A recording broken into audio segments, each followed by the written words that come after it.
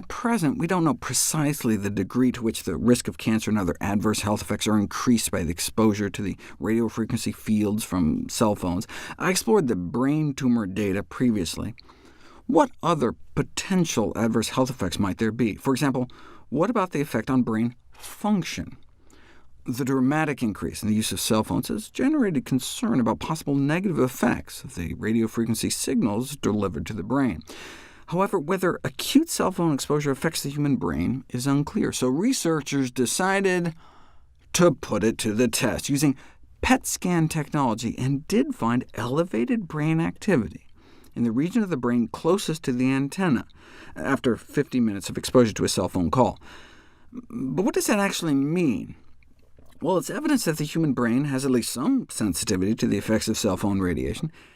The increased metabolism in brain regions closest to the antenna suggests the brain absorption of cell phone emissions may enhance the excitability of brain tissue. The potential health consequences of this are unknown, noted the accompanying editorial, though suggest an effect on brain functioning is possible, potentially affecting neurotransmitter and neurochemical brain activities. Maybe that can explain the changes in psychological test outcomes observed after exposure to cell phone radiation. Wait, what? Earlier studies failed to find an effect of short-term cell exposure on human cognitive performance, but this 2017 review noted that several studies now indicate an increase in things like brain tissue excitability, which may translate out into measurable cognitive effects. This cortical excitability of the outer layer of the brain, might underpin disruptions in sleep tied to cell phone exposure, for example, but may also improve reaction time. If you expose people to active cell phones while playing like a computer game, they can actually respond faster compared to sham exposure, meaning like placebo exposure. Same scenario, but with the cell phone turned off. So the industry can be like, OK, so cell phone radiation does affect brain function after all, but the effects are positive. A decrease in reaction time upon exposure to microwave radiation from cell phones can help people better respond to different threatening situations, decreasing errors, perhaps, reducing destructive accidents. But the difference in reaction time was just a few thousandths of a second. Put all the studies together, the effects seem so small that implications for human performance in everyday life can be practically ruled out.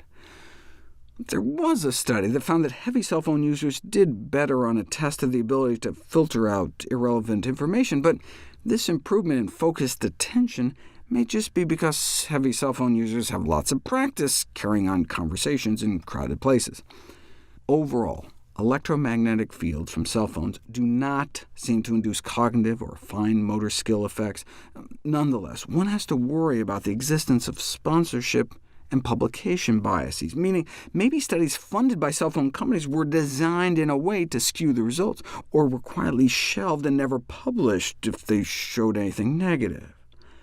And indeed, if you compare the source of funding and results of studies of the health effects of mobile cell phone use, studies funded exclusively by industry were substantially less likely to report significant health effects. It would look suspicious, though, if all the industry studies just showed no effects, so some have accused the industry of taking obfuscation to a new level. Although, yes, the industry-funded studies were significantly more likely to show no effects, as one might expect, no two studies reported the same effects, and the few attempts at replication failed. Thus, the apparent message of the studies dovetails well with the industry's position that there are no reproducible biological effects. So they're not just denying the existence of effects. If the industry-funded studies all just universally found no effects, in contrast to independent research, the industry research program could have been more easily dismissed. Of course, they all couldn't come out showing health effects. That would have been bad for business. So by instead coming up with this wide hodgepodge of conflicting results, they can better protect themselves, perhaps all part of a well-designed legal strategy to fight off lawsuits, but we may never know. We do know that when the World Health Organization came out saying cell phones may be causing brain tumors, the cell phone industry went into damage control to attack the agency, similar to when the WHO came out against secondhand tobacco smoke. sowing confusion and manufacturing doubt is just what industries tend to do.